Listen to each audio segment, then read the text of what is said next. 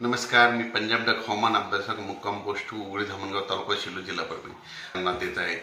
आता आजपासून राज्यामध्ये जवळपास म्हणजे संपूर्ण राज्यभर आजपासून हवामान कोरडं राहणार आहे. म्हणजे 4 फेब्रुवारीपर्यंत हवामान कोरडं राहणार आहे म्हणून हे अंदाज लक्षात घ्यायचा. राज्यात एकंदरीत परिस्थिती राज्यात आपण प्रत्येक विभागावर बघून राज्यामध्ये आता पाहायचं झालं तर उत्तर महाराष्ट्राकडे वळू. उत्तर महाराष्ट्राकडे आजपासून म्हणजे 25 जानेवारीपासून आजपासून रात्रीपासून तीव्र थंडीची लाट येणार आहे म्हणून ही अंदाज लक्षात घ्यायचा. पारा जवळपास 9 अंशापर्यंत घसरली हे देखील सगळ्यांनी लक्षात घ्यायचं उत्तर महाराष्ट्रात.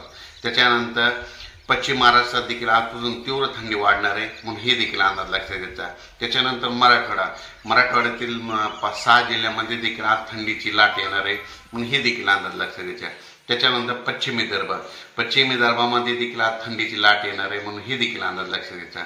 त्याच्यानंतर पूर्व विदर्भामध्ये देखील आजपासून हवामान कोरडं राहणार आहे आणि थंडीला सुरुवात होणार आहे म्हणून हे अंदाज लक्षात घ्यायचा.